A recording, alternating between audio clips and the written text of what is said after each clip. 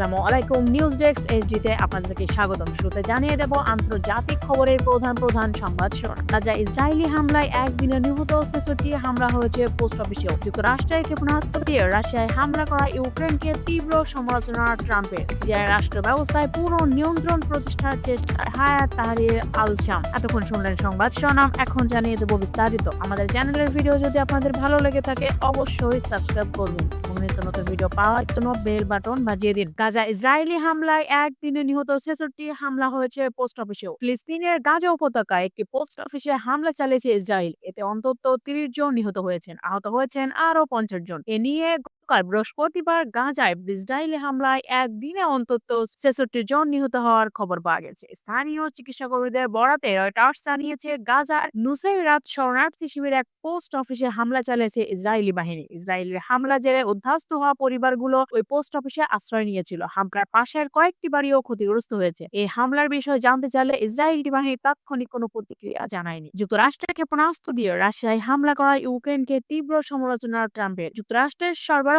করা ক্ষেপণাস্ত্র দিয়ে রাশিয়ার ভূখণ্ডে গভীরে ইউক্রেনের হামলা তীব্র নিন্দা করেছে যুক্তরাষ্ট্রের নবনির্বাচিত প্রেসিডেন্ট ডোনাল্ড ট্রাম্প। টাইম ম্যাগাজিনে দেয়া এক সাক্ষাৎকারে ট্রাম্প এই প্রসঙ্গে বলেছেন, যা ঘটেছে তা সম্পূর্ণ পাগলামি। টাইম ম্যাগাজিনে ২০২৪ সালের পারসন অব দ্য ইয়ার বা বর্ষসেরা ব্যক্তি নির্বাচিত হয়েছেন ট্রাম্প। গতকাল বৃহস্পতিবার ম্যাগাজিনটিতে ট্রাম্পের একটি সাক্ষাৎকার ছাপা হয়। সেখানে ট্রাম্প বলেন, এটা পাগলামি। রাশিয়ার কয়েক সময়ের ভিতরে ক্ষেপণাস্ত্র নিক্ষেপ নিয়ে আমরা তীব্র আপত্তি রয়েছে। আমরা এটা কেন করছি? আমরা শুধু এই যুদ্ধে উত্তেজনা বাড়াচ্ছি এবং এটিকে আরো খারাপ করে ফেলেছি। এটা করতে দেয়া উচিত হবে না। সিরিয়ার রাষ্ট্র ব্যবস্থায় পুরো নিয়ন্ত্রণ প্রতিষ্ঠার চেষ্টায় হায়াত তাহরির আল শাম। সিরিয়ার বিদ্রোহী গোষ্ঠী হায়াত তাহরির আল শাম যে ঝোড়ো গতিতে প্রেসিডেন্ট বাশার আল আসাদকে ক্ষমতা থেকে নামিয়েছে, সে একই গতিতে তারা রাষ্ট্রযন্ত্রের উপর নিয়ন্ত্রণ প্রতিষ্ঠার চেষ্টা করছে। এর মধ্যে অন্তর্বর্তী সরকার গঠন, পুলিশ বাহিনী মোতায়েন এবং বিদেশি রাষ্ট্রদূতদের সঙ্গে সাক্ষাৎ করেছে। তারা দেশের সংখ্যালঘুদের সুরক্ষা দেওয়ার আশ্বাসও দিয়েছে। এইচটিএস এর এই তৎপরতার মধ্যে সিরিয়া জুড়ে ব্যাপক হামলা চালিয়ে যাচ্ছে প্রতিবেশী দেশ